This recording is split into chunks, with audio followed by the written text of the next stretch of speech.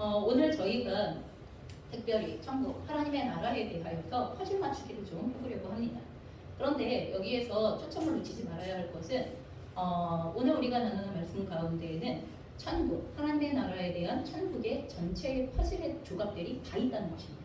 결코 이 이외에 다른 조각이 있을 수도 없으며 그리고 이 안에서 함께 다루어지는 내용 안에서 있는 퍼즐 이외에 다른 퍼즐을 가지고 들어와서 이 퍼즐을 맞추려고 해서도 안 된다는 것입니다.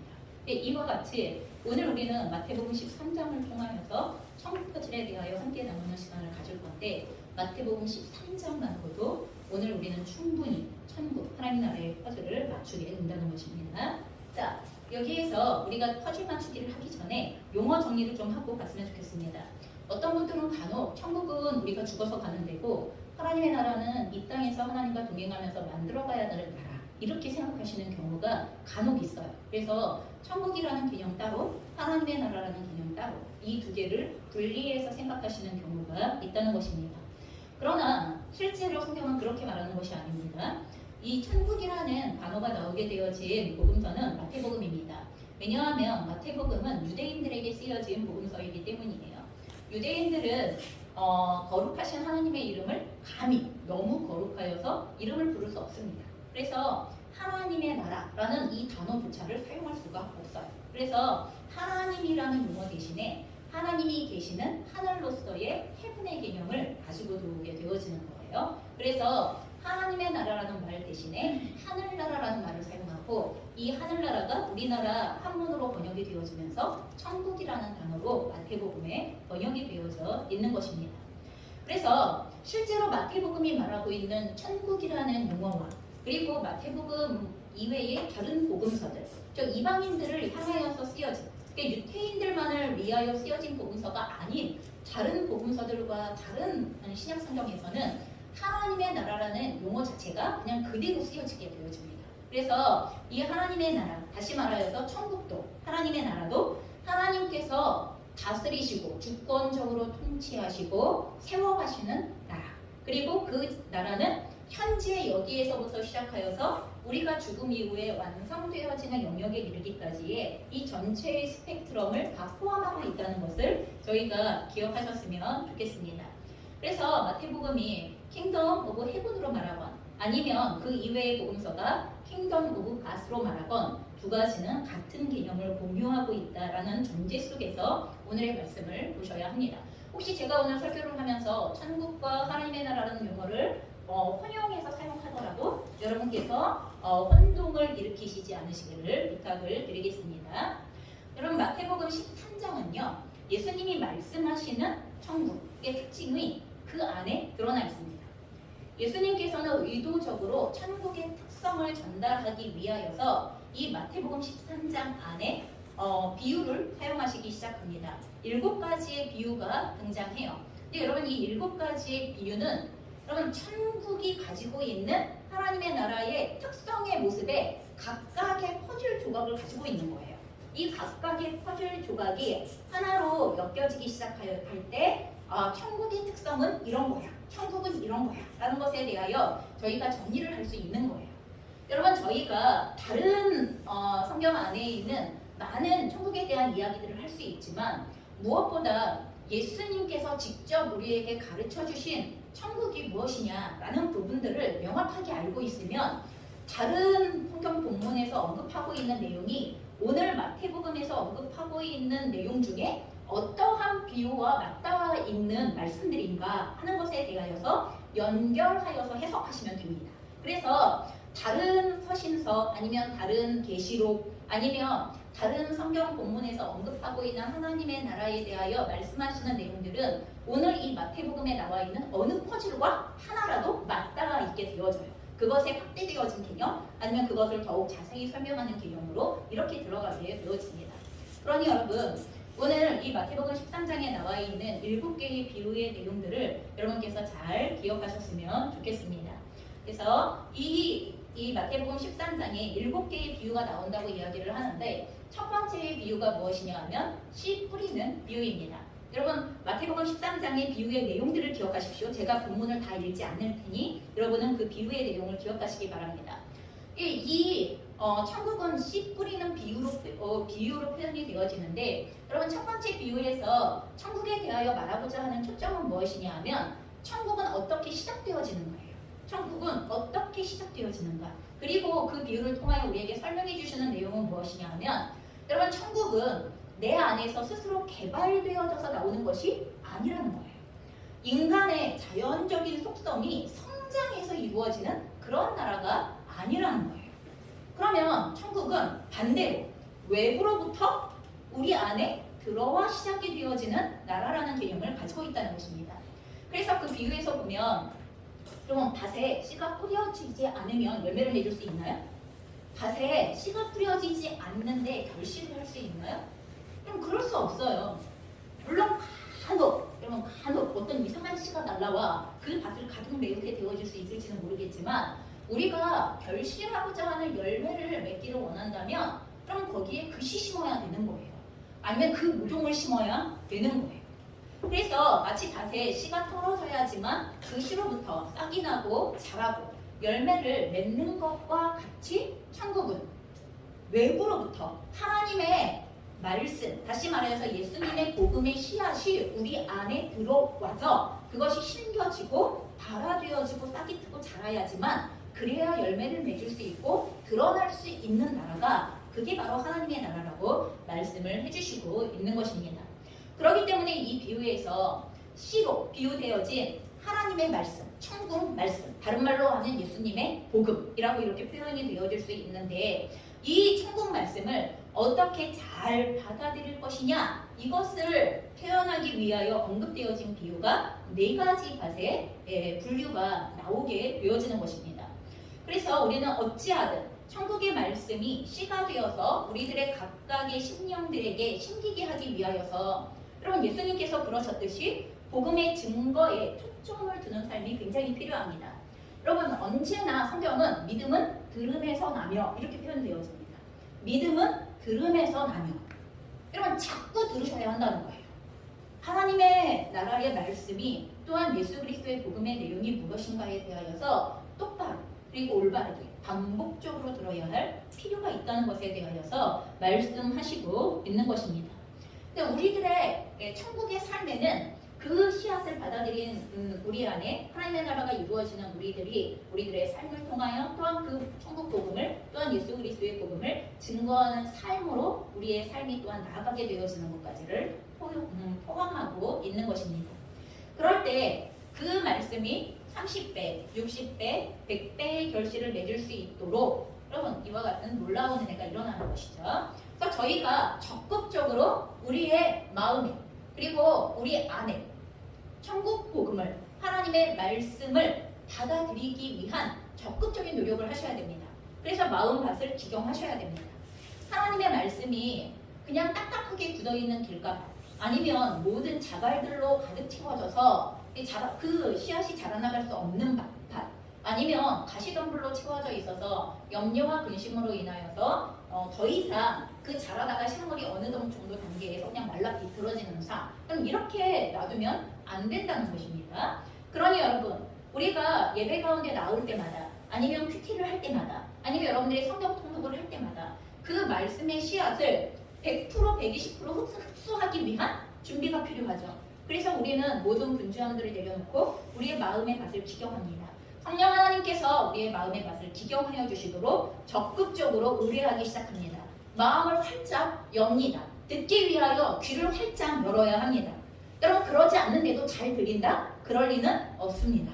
여러분 우리는 그렇게 생겨먹은, 아니면 그렇게 창조되어진 존재가 아니기 때문에 적극적으로 의도적으로 대면하지 않는다면 하나님의 말씀에 씨앗이 뿌려진다고 나의 마음밭에, 내 안에 심겨질 것이냐의 문제는 다른 것입니다.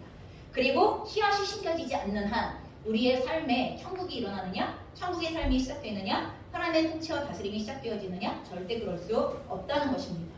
그래서 첫 번째 비유에서 천국은 내 안에서부터 스스로 만들어지는 게 아니라 반드시 하나님의 말씀이 우리 안에 들어와, 내 안에 들어와, 그러면 그것이 발화되어지고 자라나는 과정을 통하여서만 천국은 시작이 되어진다는 것을 기억하여 주시면 좋겠습니다. 그리고 나타나는 게 두 번째가 가라지 비유입니다. 여러분 이 가라지 비유의 초점은 무엇이냐 하면 그렇게 씨가 우리 안에 심겨져서 하나님의 천국 복음이 우리 안에 심겨져서 여러분 우리 안에서 그 씨앗이 발화되어지고 자라나갈 것 아닙니까? 그런데 그렇게 천국이 자라나가는 과정, 천국이 성장하는 과정 가운데에 천국은 공격을 받는다는 것입니다. 그 천국이 온전하게 성장되어지고 아니면 확장되어지고 그 역할을 분명히 할 수 있도록 사단이 그것을 가만히 놔두지 않는다는 것입니다. 그럼에도 불구하고 천국은 최후 승리를 한다는 것이 이 비유의 초점입니다. 그 비유에서 보면 인자가 되시는 주님께서 세상에 좋은 씨인 천국의 아들들을 심고 자라가게 하셨다. 여러분 천국의 아들들을 심고 자라가게 하시는 과정이 첫 번째 비유에서 나왔던 말씀을 선포하시는 것을 통하여 말씀을 전도하시는 것을 통하여 여러분 그 말씀을 받아들인 사람들이 하나님의 자녀들로 자라나가게 되어지고 심겨지게 되어지는 이러한 사람들이 되어지는 거죠. 그런데 그 과정에 원수 마귀가 가라지인 악한 자의 아들들을 심어서 좋은 씨의 결실을 방해하는 상황이 발생되어진다라고 이렇게 알려주고 있는 것입니다. 그럼에도 불구하고 주님께서는 곡식이 해를 입게 되어질 것에 대한 것을 염두에 두시고 여러분 즉시로 가라지를 뽑아버립니까? 아닙니다. 계속하여서 추수 때까지 가라지를 그냥 두게 하라. 왜? 가라지를 뽑다가 하나님의 아들들이 뽑혀질까 하는 여러분 그 염려 때문에 아니면 그 기준 때문에 주님께서는 그 가라지가 공존하고 있는 시기들 세상 끝까지 추수 때까지 공존하고 있는 시기들 그럼 이 시기들에 대하여서 하나님이 허락하신다라고 이렇게 말씀하시고 있는 것입니다. 그래서 추수 때가 될 때까지 악한 자의 아들들로 인하여서 천국의 아들들은 어려움을 겪게 될 것입니다. 고난이 있을 것입니다. 고통도 있을 것입니다. 공격이 지속되어질 것입니다. 하지만 추수 때인 세상 끝에는 추수꾼인 천사들이 단번에 가라지를 거두어 불에 살라버리고 하나님의 아들들은 천국 그 비유에서는 아버지의 나라 이렇게 표현이 되어졌어요. 예수님의 입장에서 아버지의 나라라고 표현하시는 거죠. 아버지의 나라에서 해와 같이 빛날 것이라는 최종적인 승리에 대하여 선포하는 비유가 여러분 이 두 번째 가라지 비유를 통하여 우리에게 말씀하시는 것입니다. 그러니 여러분 천국은 이 땅에서 공격을 받을 것입니다. 그러나 이 땅 가운데 있는 천국은 추수 때 세상 끝에 마지막 최후 승리를 하게 되어질 것입니다. 반드시 그럴 것입니다. 자 그리고 세 번째의 비유는 겨자씨 비유입니다. 여러분 이 겨자씨 비유를 통하여서 말씀하시는 천국의 초점은요. 천국은 막강한 생명력으로 성장한다라는 거예요. 천국은 그 안에 막강한 예수 그리스도의 생명력을 가지고 있다라는 이 말씀을 하시는 것입니다. 여러분 아까 말했던 두 번째 비유에서 말했던 그 천국이 악의 아들들로부터 공격을 받는 방해가 있음에도 불구하고 그럼 그 안에 강력한 생명력이 있기 때문에 성장해 나간다는 것입니다. 처음에는 보이지조차 않는 것처럼 여겨지는 가장 작은 씨인 겨자씨와도 같은 여러분 그와 같은 하나님의 복음이 우리의 삶 가운데 우리의 영혼 가운데 우리의 마음 가운데 심겨졌는데 이게 나중에 어떻게 되어져요? 땅에 묻혀져서 보이지 않는 것처럼 보이지만 사라진 것처럼 보이지만 사라진 게 아니죠. 막강한 생명력으로 싹이 트고 나와 그리고 자라나가기 시작하여서 그것이 공중의 새들이 날아와서 그 가지에 깃들일 정도의 나무로 성장하였다라고 이렇게 말씀하십니다. 여러분 우리는 예루살렘 교회가 핍박을 받는 그런 신약교회에서 예루살렘 교회가 핍박을 받는 상황으로 인하여서 그 교회가 곳곳으로 세계 곳곳으로 근동지방 곳곳으로 흩어지게 되어진 상황들을 우리는 너무나 잘 알고 있습니다. 그런데 그 흩어짐이 교회의 멸망이 되어졌습니까? 아니죠. 우리가 역사에서 보는 것처럼 이 흩어짐이 천국 복음이 성도들이 흩어진 각각의 곳에 다시 씨를 심게 되어지고 그리고 놀라운 생명력으로 그곳에 교회가 성장하게 되어지고 하나님의 나라가 세워지게 되어지는 놀라운 역사가 우리가 세계사 속에서 보고 있는 역사의 내용입니다. 또한 천국 복음을 받았던 한 사람으로서의 바울이 여러분 바울 사도가 이방 세계를 어떻게 흔들어 놓았었는지 그런 사도행전을 보면 이 모습을 우리가 분명히 알 수 있습니다. 그럼 사도행전 24장 5절의 말씀인데요. 저희가 한 목소리로 같이 읽어보겠습니다. 시작! 우리가 보니 이 사람은 전염병 같은 자라. 천하에 터진 유대인을 다 소유하게 하는 자요. 나사렛 이단의 우두머리라. 그럼 바울 한 사람 때문에 어떤 일이 벌어졌다는 거예요? 전염병 같은 존재다. 전염병 같은 존재. 요즘 우리는 코로나 팬데믹 상황에서 전염병이 얼마나 무서운지 너무나 잘 알고 있는데, 그 당시에 그 이방 세계가 그 바울 한 사람을 보면서 정말 이 인간은 전염병 같은 존재라고 그들의 입장에서는 굉장히 부정적인 표현인 것이지만, 그럼 이게 어마어마한 영향력으로 복음이 확장되어져 가는 역사를 보는 것입니다. 천하에 흩어진 유대인들을 모두가 다 소유하게 만들고 있다. 가는 데마다, 그렇죠? 바울이 가는 데마다 소유가 일어나요. 바울이 가는 데마다 소유가 일어나고, 또한 그 소유 가운데에서 교회가 세워지고 하나님의 나라가 세워지는 놀라운 역사들을 우리는 성경을 통하여, 또한 그 당시 고대 근동의 역사책들을 통하여 우리는 보게 되어집니다. 자, 그러니 오늘 이 겨자씨 비유에서 처음 시작이 눈에 보이지도 않는 것처럼 씨 중에서도 제일 작은 씨, 그런 천국은 그렇게 시작이 되어지는데, 그것이 성장해가는 과정 가운데 정말 온 세상을 뒤흔는 전염병 같은 존재처럼 여러분 그렇게 영향력을 가지고 있는 생명력이 폭발적으로 성장하게 되어진다라는 이야기를 하고 있는 것입니다. 여러분, 예수님의 생명이 능력입니다. 여러분, 우리 안에 예수의 생명이 있을 때 나타나게 되어지는 너무나 당연한 결과라고 이야기해 주시는 것입니다. 그리고 또한 네 번째 비유가 누룩 비유입니다. 여러분, 이 누룩 비유를 통하여서 천국에 대하여 말씀하시는 초점은 무엇이냐 하면 천국의 강력한 영향력이에요. 여러분, 가루 소말 속에 누룩을 넣었을 때 처음에 그 누룩은 가루에 섞여서 흔적도 찾을 수 없는 것처럼 보여요. 하지만 어느 순간 그 누룩으로 인하여서 가루 전체가 부풀어 오르는 변화가 시작이 되어집니다. 앞에서 있었던 가라지의 비유와 약간 비슷하면서도 약간 다른 면이 있어요. 그러면 천국은 강력한 생명력으로 성장한다는 것이 이 겨자씨의 비유라면, 이 누룩의 비유는 그렇게 성장하고 번식해가는 천국이 성장하는 과정 가운데에서, 그러면 이 천국을 만나게 되어지는 그 다른 모든 세계 아니면 거기에 있는 사람들이 변화가 되어지는 영향력이 나타나기 시작한다는 거예요. 그 본질적인 변화가 시작이 되어진다는 거예요. 양적인 성장만을 말하는 것이 아니라 속성을 바꾸는 변화가 일어나기 시작한다는 말씀을 하고 있는 거예요. 여러분, 우리는 이 예수의 복음이 증거되어지는 곳에서 진노의 자녀로 멸망받아 마땅했던 여러분 그와 같은 인간을 하나님의 사랑을 받는 자녀로 변화시키시는 놀라운 역사를 보게 되어져요. 이게 엄청난 변화입니다. 진노로 죽어가고 진노로 죽을 수밖에 없었던 그 상태에서 하나님의 사랑을 받는 자녀로 변한다? 여러분, 이건 절대로 인간의 일로 일어날 수 있는 일이 아니라는 것입니다. 자신의 유익과 소유를 위하여서 몸부림치던 인간을 스스로 희생하여서 선을 이루는 존재로 변화시켜낸다? 여러분, 그게 내 힘으로 됩니까? 내 마음으로 됩니까? 내 뜻대로 됩니까? 그러면 그냥 수련한다고 됩니까? 절대로 그럴 리가 없습니다. 하나님의 말씀의 능력이 누룩과도 같이 그 누룩이 들어간 그 가루 서말 가운데 그 서말 전체를 부풀어 오르게 하는 것처럼, 여러분, 가루가 부풀어 오르기 시작하는 특성의 변화가 나타나기 시작하는 이러한 역사가 일어나기 시작한다는 거예요. 그래서 자신 개인의 변화뿐만이 아니라 누룩으로서 세상에 들어가 세상의 부패를 멈추게 하죠. 그리고 빛으로서 어둠에서 행하던 삶을 거룩함으로 끄집어내기 시작하는, 여러분, 이와 같은 변화를 세상 가운데 던지게 하는 것이, 이것이 바로 천국의 특징이다라고 이렇게 얘기하고 있습니다. 여러분, 그래서 하나님의 사람들이 가는 곳은 변화되는 게 마땅합니다. 여러분, 그곳이 변화되어지고 있지 않다면, 여러분, 그 하나님의 사랑 안에 뭐가 문제가 있는 것입니다.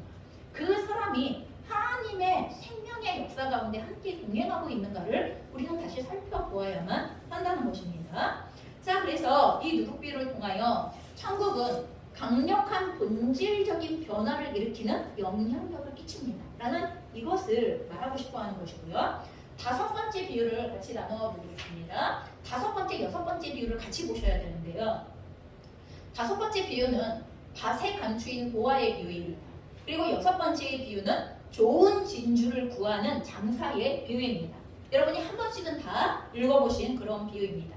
그런데 이 두 가지 비유는 하나의 초점을 맞추고 있습니다. 두 가지 모두 결론이 무엇으로 끝나게 되어지냐 하면 자기의 모든 소유를 팔아 샀더라. 여러분 이거예요. 마지막의 결론이 자기의 모든 소유를 팔아 샀더라.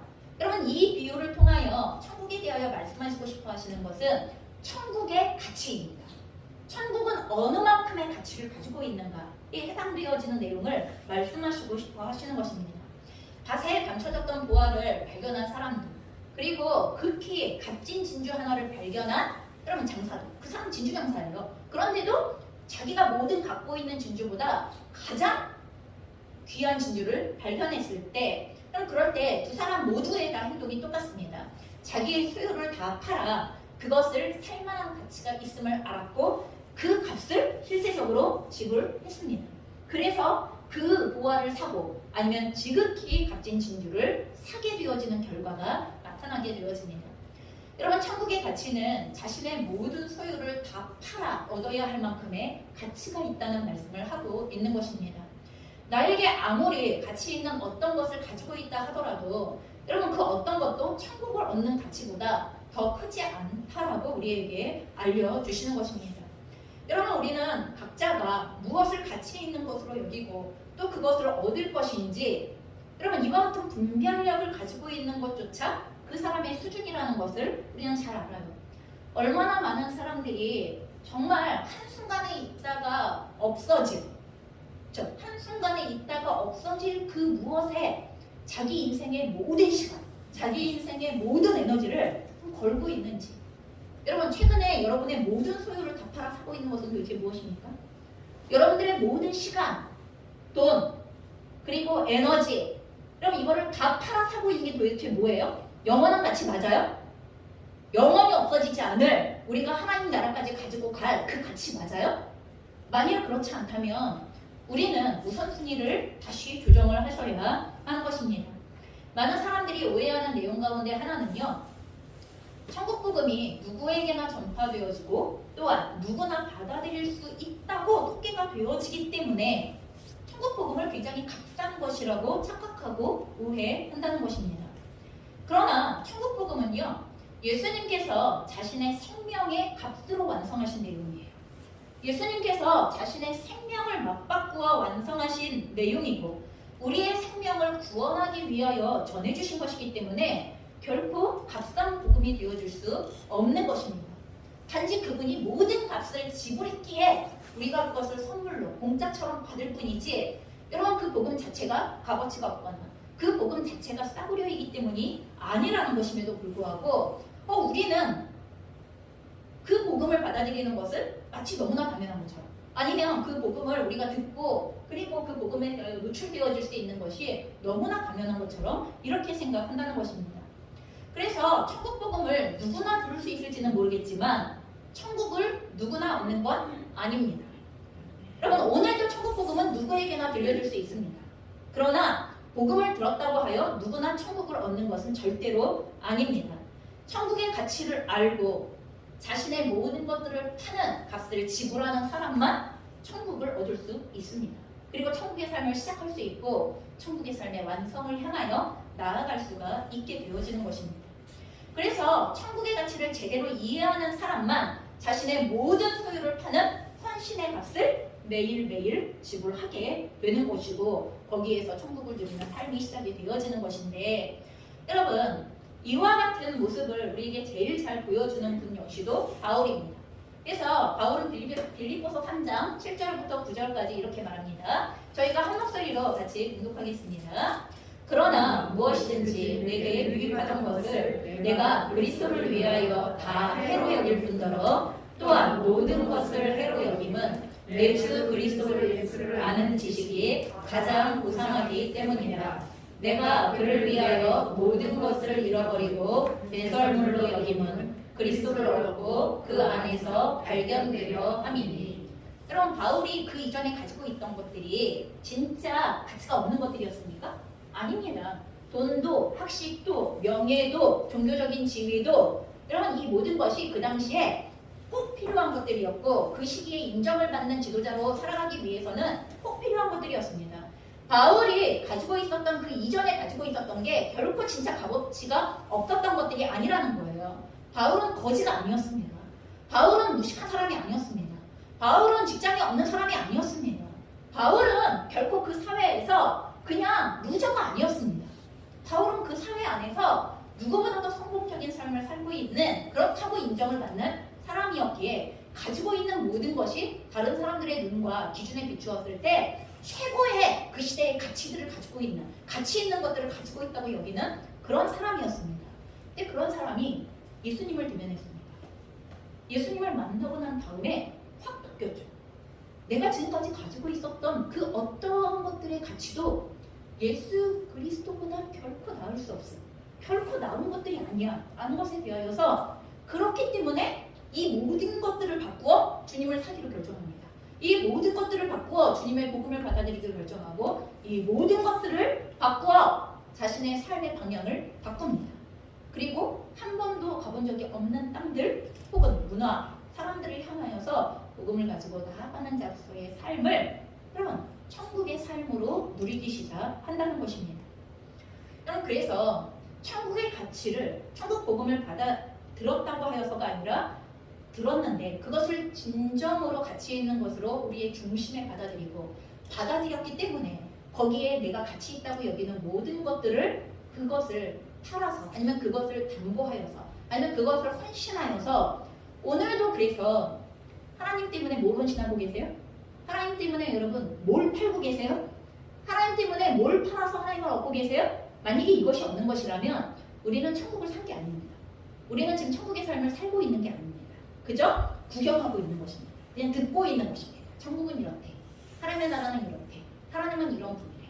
하지만 우리는 여전히 그 밖에 있는 사람들이 맞습니다.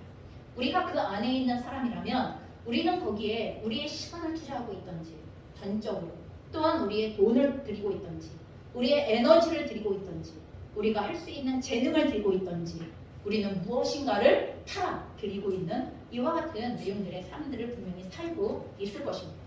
그런 사람만 천국을 누립니다. 자, 그리고 오늘 우리가 처음 오늘의 본문으로 읽었던 7번째 비유가 나옵니다. 7번째 비유는 그물 비유로 표현이 되어져 있습니다. 여러분 이 그물 비유는 천국에 대하여 말해주는 초점이 무엇이냐 하면 천국은 심판을 통하여서 완성이 되어진다는 것을 우리에게 알려주고 있는 그와 같은 비유입니다. 여러분 예수님의 초림 이후에 천국 복음의 전파로 인하여서 천국 백성인 교회 공동체가 형성이 되어졌습니다. 여러분 오늘 이 비유에서 그물로 표현되어져 있는 것이 그 교회입니다. 바다가 세상이고 그리고 그 바다에 친 그물이 여러분 천국 복음을 받아들인 신앙 공동체로서의 교회를 이야기합니다. 그래서 교회 안에는요 바다에서부터 모아진 수많은 물고기들이 있다고 오늘 비유는 이야기합니다. 바다 가운데 그물이 있을 때에는 여러분 더 많은 물고기가 그물 안에 들어올 수 있도록 어부들은 최선의 노력을 합니다. 여러분 그물을 바다에 쳐놓고 나서 멍 때리고 있지 않습니다. 그럼 어떻게 해야 그 그물 안으로 수많은 고기들이 들어올 수 있도록 할 것인가에 대하여서 최대한의 그들의 노하우를 다 사용하기 시작합니다. 여러분 그런 것처럼 세상 속에 천국 백성 공동체로 세우신 교회는요 많은 영혼들이 천국 복음을 듣고 믿고 또한 교회 안으로 들어올 수 있게 교회의 구성원으로니 되어줄 수 있도록 최선을 다하는 일들을 해야만 합니다. 그렇지만 여러분 그물이 바다 물속에 있을 때에는요 그 물고기들의 정체성 그럼 그 물고기 도대체 어떤 물고기가 얼마나 있는 것인지에 대하여 실제 이것을 가늠하기가 굉장히 어렵습니다. 어떤 물고기가 그 그물 안에 있는 것이며 그 물고기의 상태는 어떠하며 또 물고기만 있는 것인지 또 뭐가 그 안에 같이 있는 것인지 그럼 이것을 가늠하기가 매우 어렵다는 것입니다. 그런데 이 말은 다른 말로 하면 여러분 교회의 구성원으로 교회에 소속되어 있다고 하여서 진정 모든 이들이 진정한 그리스도인은 아닐 수 있다는 이야기를 하고 있는 거예요. 여러분 지금 아직 그물은 마지막 여러분 그 물가로 그물이 끌어올려지는 지금 그 과정 중에 있는데 아직 완성이 되진 않았어요. 여러분 그렇기 때문에 여러분 우리가 스스로가 우리는 그물 안에 있는 물고기야 이렇게 생각하실지 모르겠어요. 우리는 교회 안에 있는 구성원이야. 우리는 천국 백성의 공동체 안에 있는 사람이야. 그럼 이렇게 생각하실지 모르겠지만 정말 그러하냐라는 문제가 오늘 이 그물이 무트로 끌어올려진 이후에 판명이 되어지기 시작한다고 이렇게 이야기를 하고 있어요. 여러분께서 하나님의 심판은 절대 과정 중에 있지 않습니다. 그냥 이렇게 과정의 중간에 그냥 심판을 해버리고 끝내시지 않습니다. 그러면 끝까지 하나님께서 약속하신 때까지 그럼 교회를 기다려주시고 또한 세상을 기다려주시고 이게 하나님께서 일하시는 방식입니다. 그래서 그물이 물가로 끌어올려지는 때가 되면 그물 안에 있던 물고기들의 정체성은 매우 명확하게 드러나게 된다는 것입니다. 그러면 교회 안에 있다고 하여서 모두가 하나님의 뜻을 행하는 것은 아닙니다. 그럼 그 안에 있는 사람들의 모습이 점점 세속화되어지던지 점점 거룩해지던지 둘 중에 하나가 나타나게 되어져 있습니다. 여러분 이거는 세상만 그런 게 아니에요. 교회 안에서 나타나는 모습들이에요. 그물 안에서 나타나는 모습이 그 안에 있었던 사람들 가운데 점점 세상 끝이 되면 될수록 주님께서 그물을 무트로 끌어당기시는 물가로 끌어당기시는 때가 되면 될수록 그 안에 있었던 사람들은 더욱 거룩함으로 나가게 되어지거나 더욱 세속적이 되어지거나 여러분 두 개의 부류로 확실하게 나누어지는 상황이 벌어지는 것을 우리에게 알려주시고 있다는 것입니다. 교회를 다닌다는 것이 우리들의 본성과 행실을 대변할 수 없다는 것입니다. 교회를 다닌다고 하여서 모두 하나님의 통치를 즐거워하며 순종하였던 것은 아니라는 것입니다. 물가로 끌어올려진 그물 안에 있던 물고기들을 구분해내는 것처럼 세상 끝에도 천사들이 와서 의인 중에서 악인을 갈라낸다 이렇게 되어져 있어요. 여러분 아마 세상에서 그리스도인을 구별하는 것이면 악인 가운데에서 의인을 구별하시는 게 맞을 거예요. 하지만 이 비유는 교회 안에 일어나는 심판에 대한 부분들을 말하고 있는 것이기 때문에 의인 가운데에서 악인들을 갈라내기 시작한다라고 이렇게 말씀하시는 것입니다. 그리고 그 갈라진 악인들을 풀무불에 던져넣는 심판이 반드시 있을 것이고 비로소 하나님의 나라는 완성이 되어질 것이다 라고 이렇게 설명해주고 있는 것입니다. 자 그러면 이제 우리는 정리해야 합니다. 오늘 마태복음 13장을 통하여서 예수님께서 천국의 특성을 알려주시는 말씀들을 하시게 되어진 원인을 보셔야 돼요. 이 말씀을 왜 하시게 되어지셨는가 하는 것에 대하여 보게 되어지는데 그게 마태복음 12장 46절부터 50절까지 이 마태복음 13장이 시작되어지는 앞부분에 나와 있습니다. 그러면 저희가 46절에서 5절의 말씀 한 목소리로 같이 읽을 건데요. 우리 청소년들 고개를 들고 한 목소리로 같이 읽겠습니다. 시작! 예수께서 우리에게 말씀하실 때에 그의 어머니와 동생들이 예수께 말하려고 밖에 섰더니 한 사람이 예수께 여짜오되 보소서 당신의 어머니와 동생들이 당신께 말하려고 밖에 서 있나이다 하니 말하던 사람에게 대답하여 이르시되 누가 내 어머니이며 내 동생들이냐 하시고 손을 내밀어 제자들을 가리켜 이르시되 나의 어머니와 나의 동생들을 보라. 누구든지 하늘에 계신 내 아버지의 뜻대로 하는 자가 내 형제요 자매요 어머니이니라 하시니라. 여러분 이 말씀을 살펴보면 예수님께서는 누가 나의 가족인가 하는 문제, 다른 말로 하면 누가 하나님 나라의 가족인가, 그럼 누가 천국 백성인가, 여러분 지금 이 내용을 말하고 싶으셨던 거예요.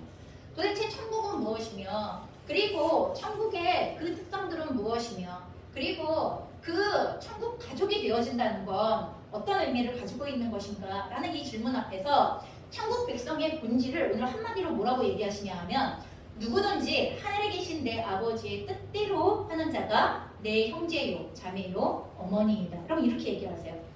그래서 혈통적인 친족을 말하는 게 아니에요. 이건 하나님 나라의 가족 개념을 새롭게 정의하시는 내용입니다.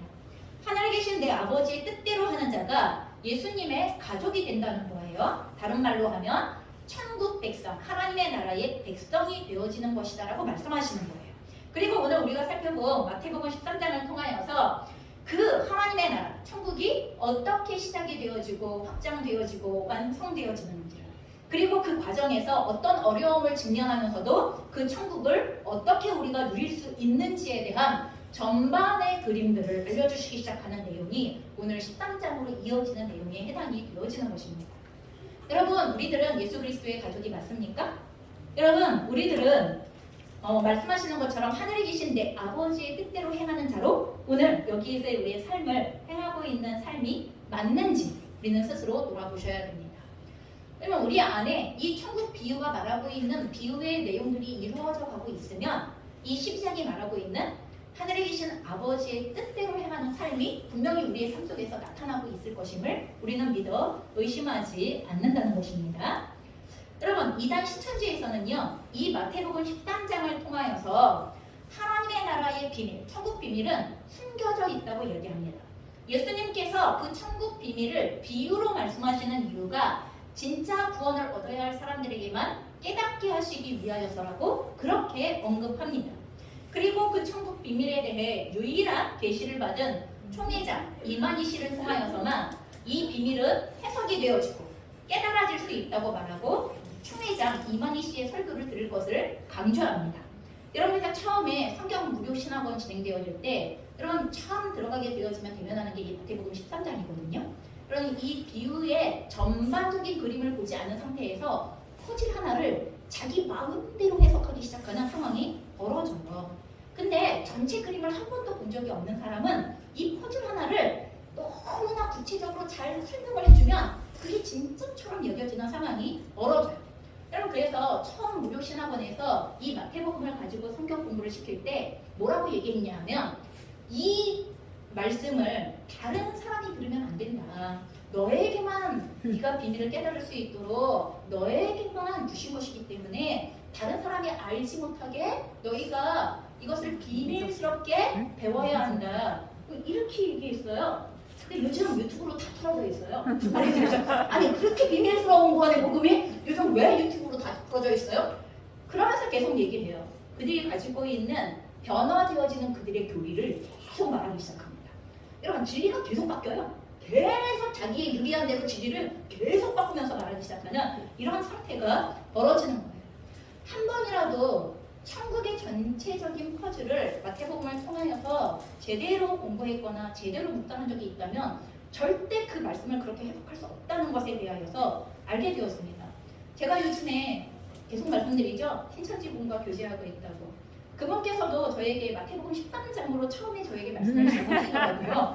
그래서 제가 이분이 정말 잘 모르시는구나 이런 생각을 속으로 했어요. 그래서 그분이 배운 대로 똑같이 얘기하시는 거예요. 그래서 제가 이 비유와 두 개의 비유만을 가지고서 이렇게 비교해드렸어요. 당신이 말씀하시는 내용은 여기에서 맞을지 몰라도 이 비유에서 틀립니다. 그것에 대하여서 이렇게 비교해서 설명을 해드리면서 당신이 해석하는 방식은 이미 이 두 비유만 보더라도 맞지 않습니다. 그런데 그걸 유일한 해석이라고 말씀하시는 건 잘못되어진 겁니다. 그랬더니 다시 마태복음을 말할 수가 없는 거잖아요. 그러니까 다시 마태복음을 13장을 말하지 못하시더라고요. 그러니까 또 다른 걸 또 옮겨가셨어요. 그러니까 다른 걸 또 옮겨가셔서 제가 또 다시 그 말씀을 가지고서 말씀하신 내용을 가지고서 그런데요. 예, 그분이 스스로 전도사님 거기서는 그래서 무료 신학원 전체 과정을 다 소유하시면 전도사거든요. 전도사의 역할은 정확해요. 전도사는 절대로 성경을 가르칠 수 없어요.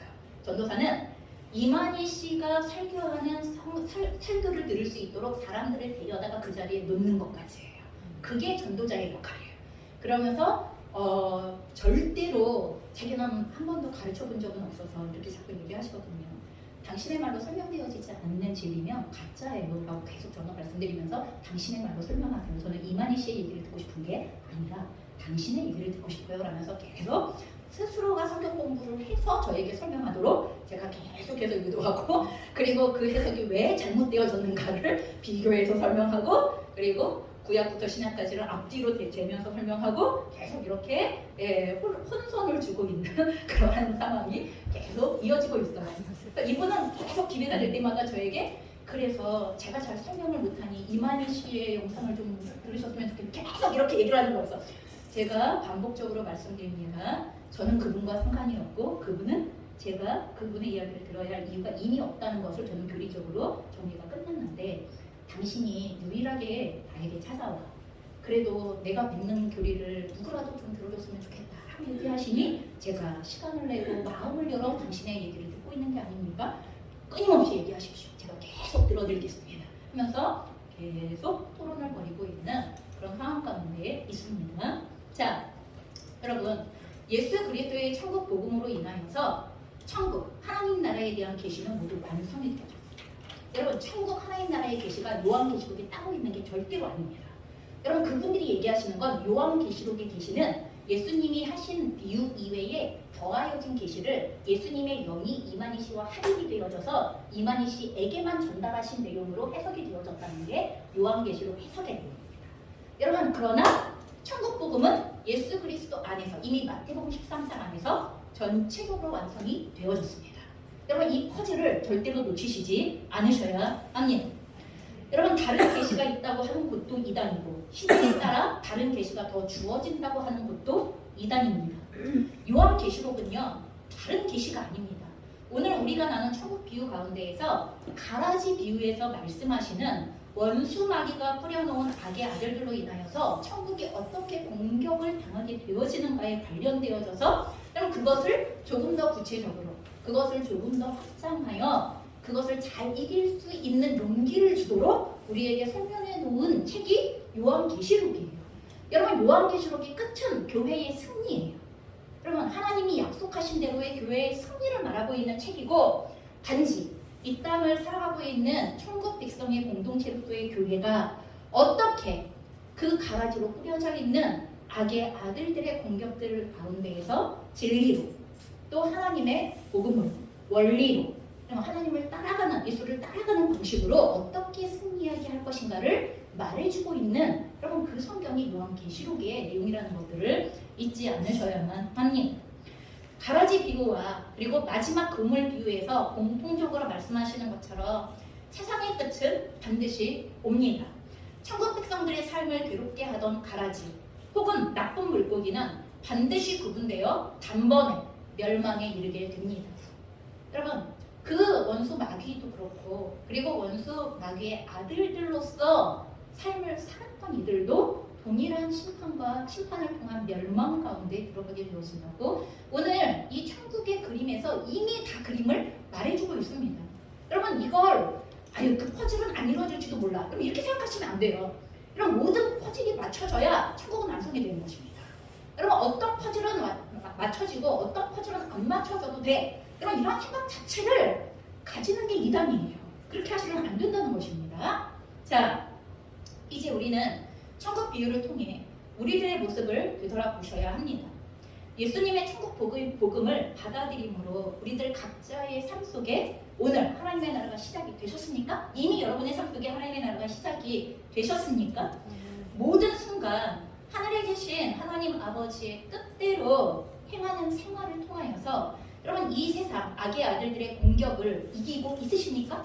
여러분, 하늘에 계신 아버지의 뜻대로 행하면 이 땅 가운데 악의 공격을 이기고 승리하게 되어져 있습니다. 그렇게 하셔야 합니다. 나아가 천국 백성의 삶을 지키기 위하여서 오늘도 나의 모든 소유를 팔아 예수님의 말씀을 순종하고 있으십니까? 주님의 말씀을 지키는데 아무 값도 지불하지 않을 것이다? 그건 착각입니다. 주님의 말씀을 지키기 위해, 그 뜻대로 행하고 살기 위해 우리는 반드시 헌신의 값을 지불하게 되어질 것입니다. 그리고 그것은 내가 그동안 값어치 있다고 여겼던, 내가 스스로 가치 있다고 여겼던 그 어떤 것을 팔아야만 하는, 내어드려야만 하는 상태가 반드시 되어질 것입니다. 여러분, 이것이 오늘도 승리하고 최후 승리하게 되어질 하나님의 나라 백성의 삶입니다. 성령의 능력으로 반드시 지켜내시기를, 그리고 승리하시기를 주님의 이름으로 축원합니다.